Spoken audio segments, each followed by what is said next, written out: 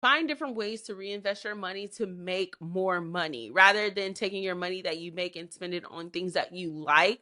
At the beginning of your business, most of the time you're not actually paying yourself because you're finding ways to make your business and your systems and things better for your client. And so, if there's something that you are needing to invest in, make sure you take that money and you reinvest into your business rather than spending it on things that won't actually make you money in your business. Welcome to the Side-HustlHER podcast, the podcast for women building their dreams while balancing work, family, and all the things. I'm your host, Carly LeBlanc, a wife, mom, marketer, and your side hustling friend here to teach you how to grow a brand that works for you and not the other way around. Whether you're a side hustling pro or just starting out, this is your safe place for real talk, actionable strategies, and the encouragement you need to keep going. We're here to help you make progress and not perfection. So grab your favorite drink, settle in, and let's build your dream one step at a time. Hello, and welcome back to the Side Hustler podcast. I am your host, Carly LeBlanc. I'm so excited to have you here today because, whoa, we have officially made it to year one of having a podcast. Y'all, I am super stoked because, quite frankly, to be honest, didn't know what to expect by having a podcast or even if this was something that I wanted to stick with. But so many of you guys have been giving me such amazing feedback. I feel like this has been a hell of a year because, man, we have done so many amazing things. And so, with that being said, I feel like this is like, hard. We're going to get into today's episode, but I also feel like this is a like year in review type of episode because last month was November. Last month was absolutely phenomenal. I celebrated my 30th birthday. Woo, woo, woo. I'm super excited. But then also like business has just been amazing. And so I'm right now currently on sabbatical. I'm recording this before I head on sabbatical, but you know how that goes. We pre-record a month and ahead of in so we can still make sure that we're consistent and get all of our work done. But if you're listening to this episode by now, I'm already on sabbatical. However, this year has been phenomenal in business. I could not have asked for a better turnout in business. And so while this month has been amazing in business, I felt like this was the moment for me to kind of take a step back and do some reflection. And I feel like this is kind of like the season where a lot of people do a lot of reflection and taking a step back and actually like thinking about what worked in business, what didn't work. I feel like there's also people that may have not even started doing something in business and maybe they are, ready to start something new. Maybe they're wanting to rebrand or revamp or do something different in business. Or maybe they're just like, hey, I'm content with what's happening and I just want to amp up my efforts and make sure that I'm able to continue to come up with the same results. And that's totally fine. And so with that being said, I was like, let's take a moment, take a step back and kind of just like help the people that are in this like place of trying to figure out what does 2026 look like for them. Maybe they're wanting to rebrand, maybe not, but what would be a beneficial episode that we could record that will kind of help them, get on their way. And so while I'm on sabbatical, I'm going to be taking a lot of time to do some reflection, but I thought that this episode would be a great way to get started. And so I wanted to share some of the things that I would do different if I was starting over in business, or even just revamping and rebranding in business or taking a pivot in business, I would say. As many of you know, I am in the process of actually launching a tech company. And if you don't know, it's called Batch and it's a creator marketplace. You can check us out on Batch Content, BATCHED content.com. But it's a creator marketplace that basically replicates transactions like me and my clients all over the country. So we match you with content creators in your city. You're able to book them for content days, whether you're in a certain city or even traveling to said city, you're able to find someone to shoot your content. So say for instance, one of my favorite examples I like to tell people is like, say you have a speaking engagement in Florida and you need someone to come and capture you speaking on the stage, then you could actually go onto the platform, book a content creator, they shoot all of your content of you on the stage, and you get all of your content edited and turned back around for you without having to worry about how to edit it or how to format it or what angle or whatever and whatever. And so with that being said, I'm in the process of launching Badge. We're right now at the end of development, and we are kind of trying to figure out like how do we navigate, marketing and getting beta testers and things of that sort. So we can actually bring Badge to the public at the top of the year. And so with that being said, I've never had a tech company or anything like that. So marketing is different. I essentially feel like I'm starting over in business.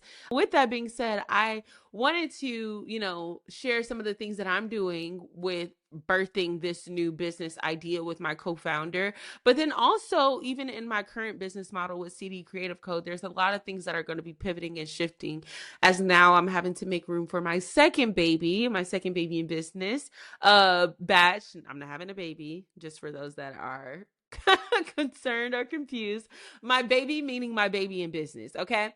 Without further ado, let's get into some of the things that I would do differently if I were starting over or starting a new business from scratch. Okay. The first thing that I would do is obviously you want to have a clear offer. You want to have a clear offer that solves one clear problem.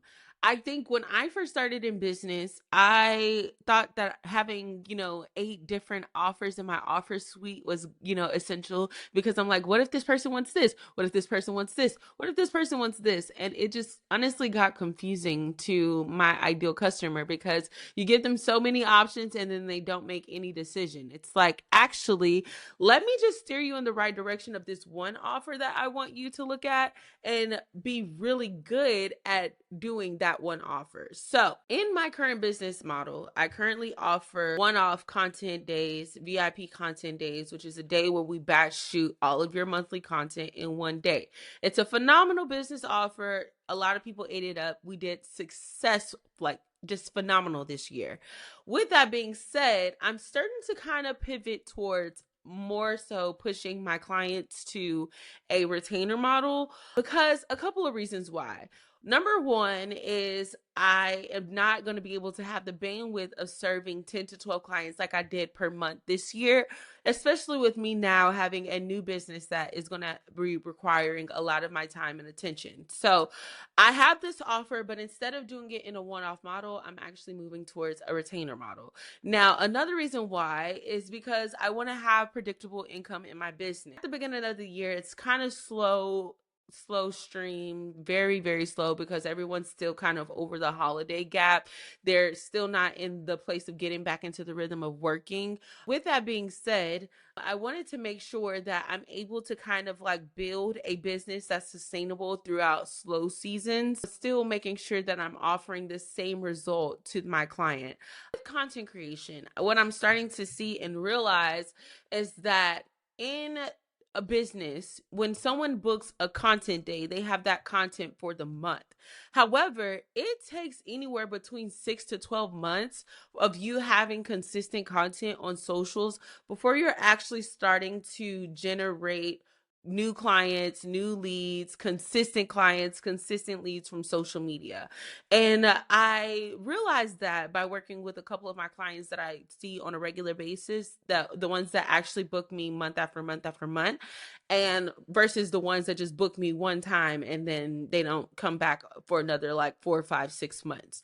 With that being said, I wanted to make sure that my business is offering a transformation that I can actually speak volumes to, but then also making sure that it works for both people. On one hand, it works for me because I have predictable income. I'm able to offer that transformation with confidence to my potential client. But then on the other hand, I'm able to give my client the results that they want. They want to be able to generate money, revenue from their social media. And so one way that I could bridge that gap is by you working with me either in a 3 month or 6 month, preferably a 6 month setting of creating content to actually convert your content to a paying customer. So going back to number one, I know this is kind of a long response, but the first thing that I would do is create an offer that solves a problem, a clear offer and a clear problem.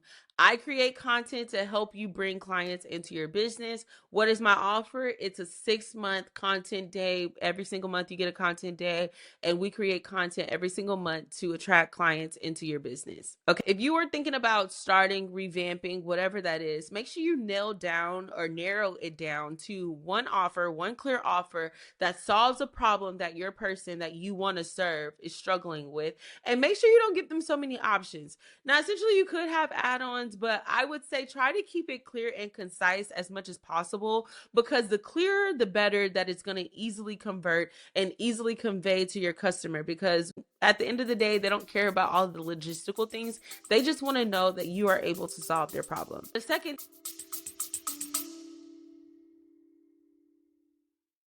Okay, quick pause. If creating consistent content feels like a full time job on top of your full time job, then you're going to want to hear this. I am excited to bring to you Batch, which is a new marketplace platform that I and my co founder, Lauren, have created, built for entrepreneurs and content creators. This is the marketplace that is going to connect business owners and entrepreneurs who need content with vetted local creators who can help them plan, shoot, and edit their content all in one place.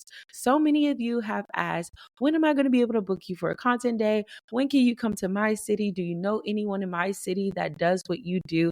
And this is going to be the solution. So whether you're an entrepreneur who is tired of struggling to find reliable content creators, photographers, or maybe you're just a creator who's ready to get booked and paid without having to go through the social media marketing of your business, Batch is going to be the platform that bridges that gap. So say for instance, if you're flying to New York for a speaking engagement and you need content there, or even if you have a vendor pop-up event in New Orleans and you need content there, Batch is going to be the creator marketplace that helps you get high quality content to market your brand online. It's designed to help you finally show up online with strategy, with confidence, and create consistent content that converts and actually helps you reach your visibility and revenue goals without the overwhelm. So if you're ready to make content creation easier and more intentional, head over to batchcontent.com. That's BATCHED content.com. Join the waitlist so you are the first to know when Batch is launched in your city. that I would do is I would build a results gallery of all of the things that you have done that are related to this problem. So going back to my current business model, how I told you guys that I was seeing that the people that got the best results were the people that constantly booked me month after month after month. Now I have a gallery of results where I'm able to tell my client who may be apprehensive about booking a 6 month contract with me, I can say, here is X person that worked with me for 3 to 6 months, and they were able to convert at this rate. They were able to get this many leads to their business. They were able to get this many paying clients. They were able to make this amount of money. Now, with that being said, if you struggle with having a gallery of results or transformations, this is probably the perfect time for you to be able to take on a couple of demo projects. Maybe you offer them at a discounted rate or even a free rate, but then you scale down the package so that it's not like a long-term package, but you're able to still get the results, if that makes sense. So say for instance, if I was trying to get someone to come in and actually book me for a 6 month package, but I didn't have any type of results or any type of transformations that could speak for me, what I would do is probably offer my 6 month package, to a client that obviously has the budget to spend on that package, maybe I'll discount it. So say if I'm offering it at $3,500, maybe I'll offer it at 2,000 or even 1,500 or somewhere in between there. And then instead of me saying, let's work together for a 6-month period, maybe I'm like, let's do it for 3 months.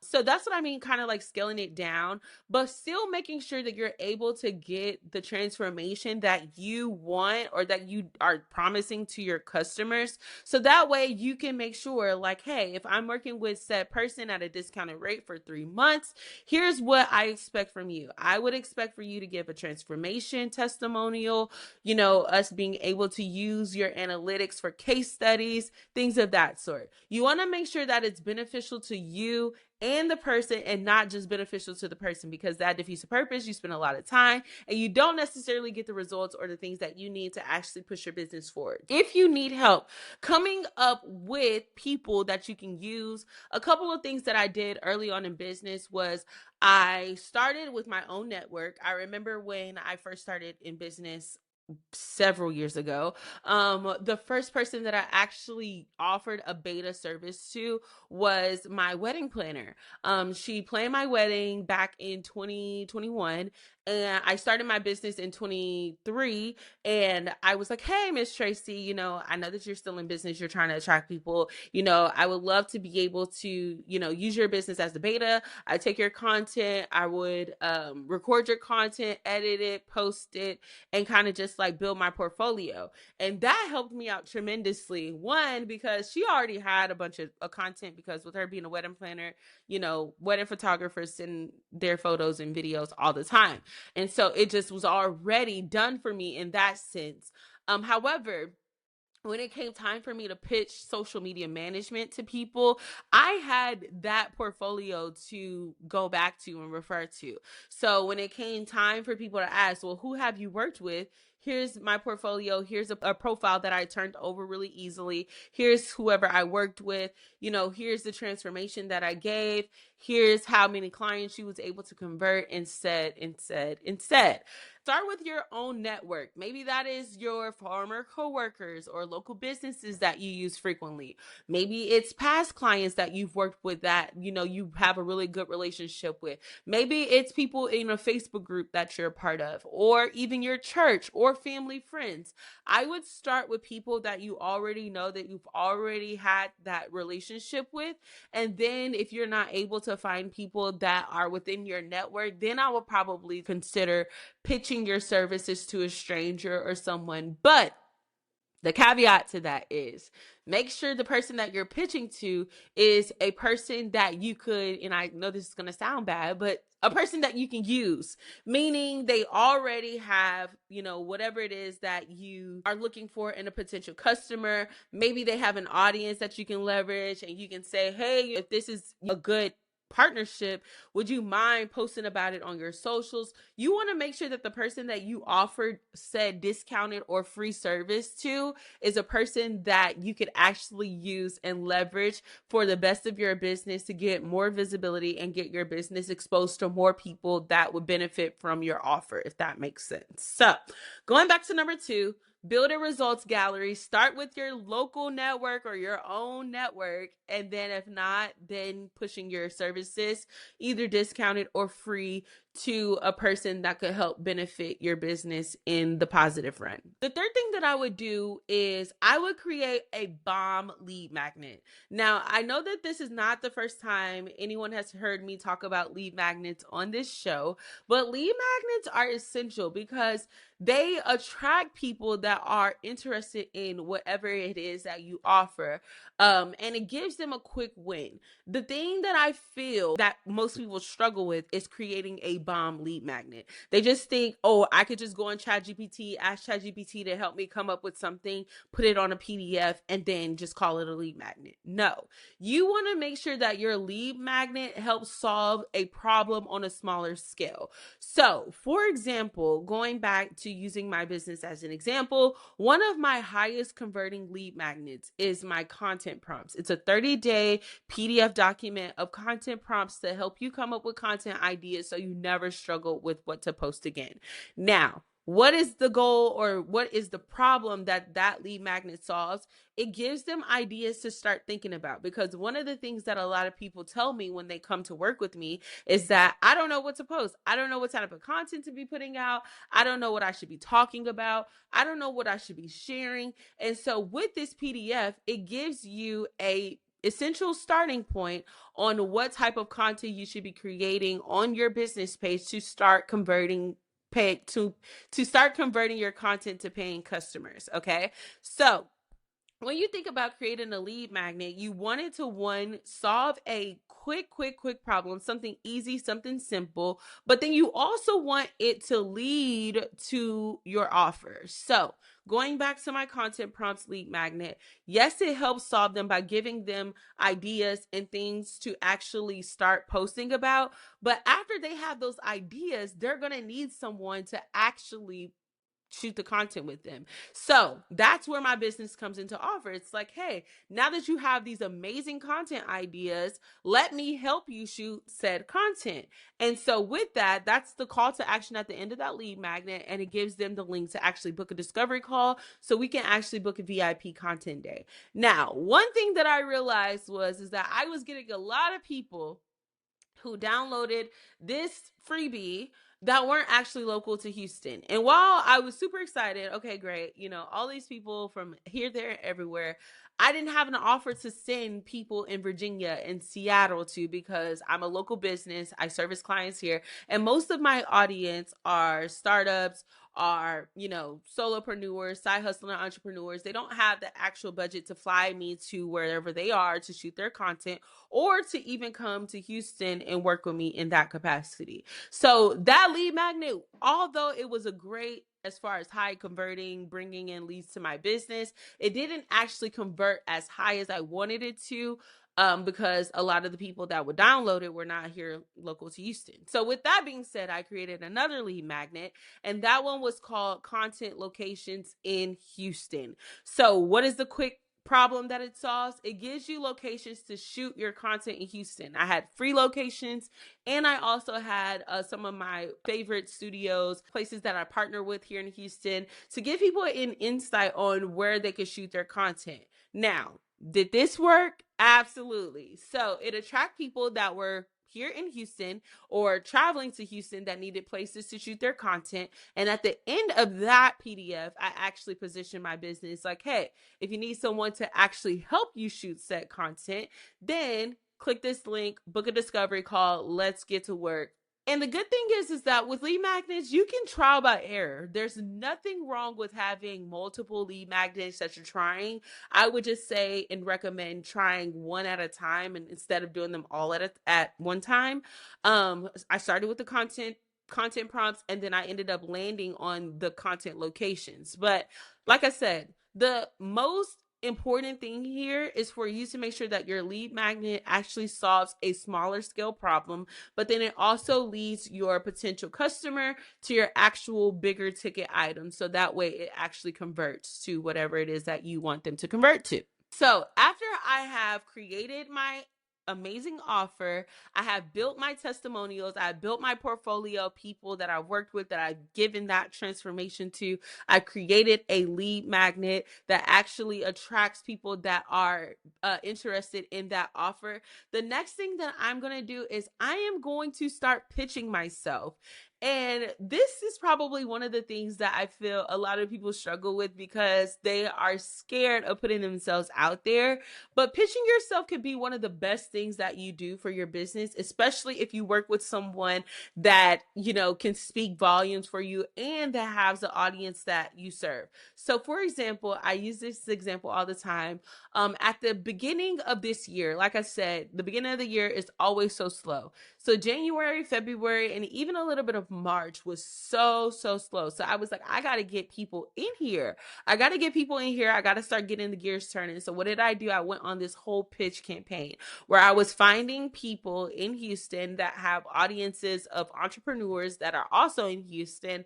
That way I can offer them a free content day, in exchange of their testimonial, in exchange of them posting their content to their page, in exchange of them tagging me and speaking volumes about how amazing I am. Now, This worked because I was very strategic in who I partner with. I didn't just go post on my stories or on threads. I'm looking for someone to give free content days to, because everybody and their mama is going to slide in your DMs and say yes, especially if you say it's for free. We're not doing that. We're being strategic about who we're partnering with. So I found my good friend, who's now my good friend. She was a stranger at the time, Latoya, who has a PR agency here in Houston. And obviously, she serves a lot of entrepreneurs here in Houston. So that was a great partnership. Instead of me offering my 3-hour content day, I actually offered her and her employee a 1-hour content day. So we scaled it down. We went to her office and we captured headshots, video content, B-rolls, and she had all of that. At the end of that content day, I got a testimonial from Latoya.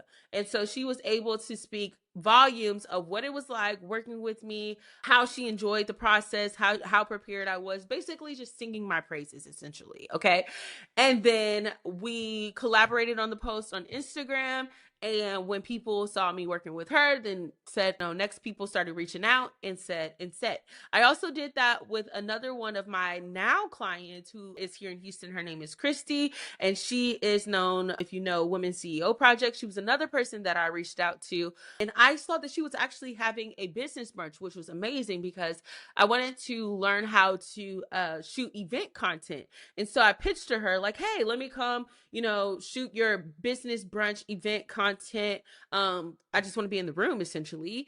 And with the business brunch, I was also exposed to Houston entrepreneurs that are here in Houston, and I leveraged that opportunity to continue to make more connections. And then it ended up blossoming into me being able to work with a lot of other Houston entrepreneurs. Be strategic when it comes with pitching your services. Even if you have to pitch discounted or free, I went the free route because I was really heavy on just trying to build my portfolio and really trying to make sure our exchange or our partnership was beneficial for both parties. They got the content, I got the exposure. It was a win-win. Now, if you're like, I'm not working for free, that's on you, boo, but it worked for me. And quite frankly, if I had to do it all over again, I definitely would do it the same way and I wouldn't change anything about it. But make sure that when you work with said person, you are getting the testimonials that you need so that you can leverage it, put it on your landing page, post it on your page, tag the person, collab with the person. So that way you're increasing your visibility as a business owner. So the next thing that I would do is I would document my entire journey. Now, this is a thing that I feel a lot of people sleep on because they think that when you're creating content, it has to be the final product. But there is so much beauty in the in-between.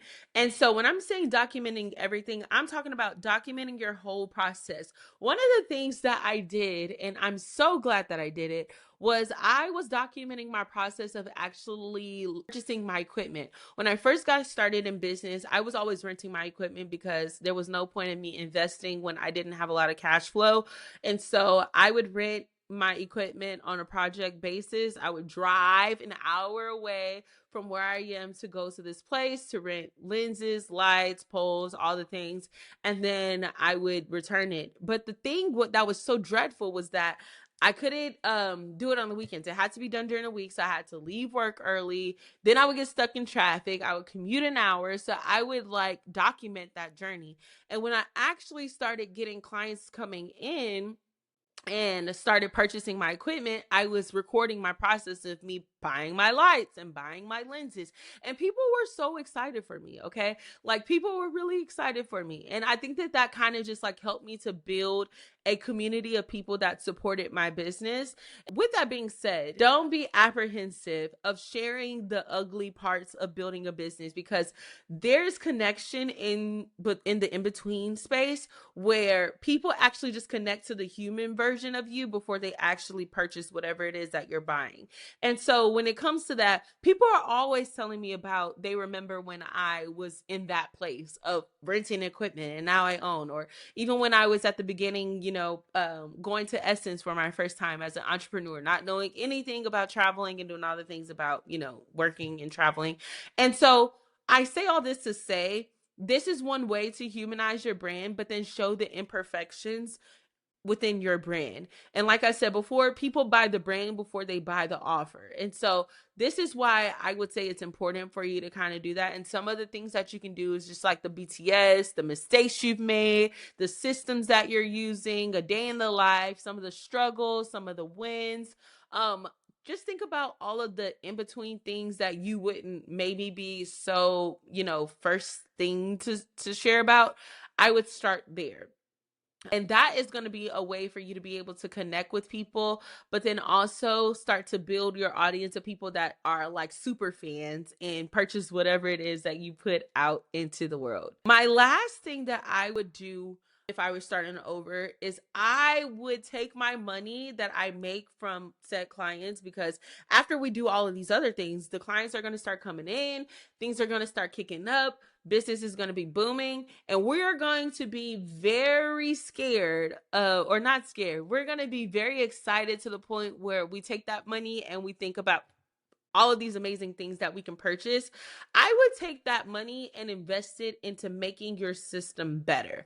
Now, this is one thing that I would say early on, I've always known, even now to this day, I don't even pay myself in my business because I'm steady investing into my brand and steady investing into ways to make it better. So that means investing in new equipment, investing in better systems, investing in marketing, investing in, different things to just give a higher quality experience.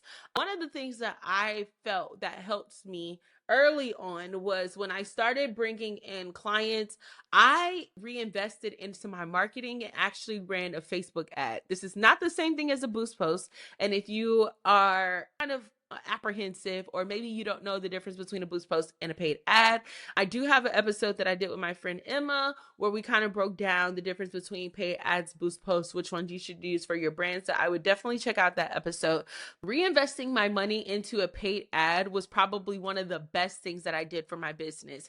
And I felt like I saw the most growth when I took some money that I made from a client project and I reinvested in, I ran a Facebook ad with like $500 budget, and that did wonders for my business. I brought in strangers that I didn't necessarily have the reach to reach them, but then also it allowed me to continue to exponentially grow, because then I was working with a new person, and then that new person had an audience, and then that person's audience had an audience.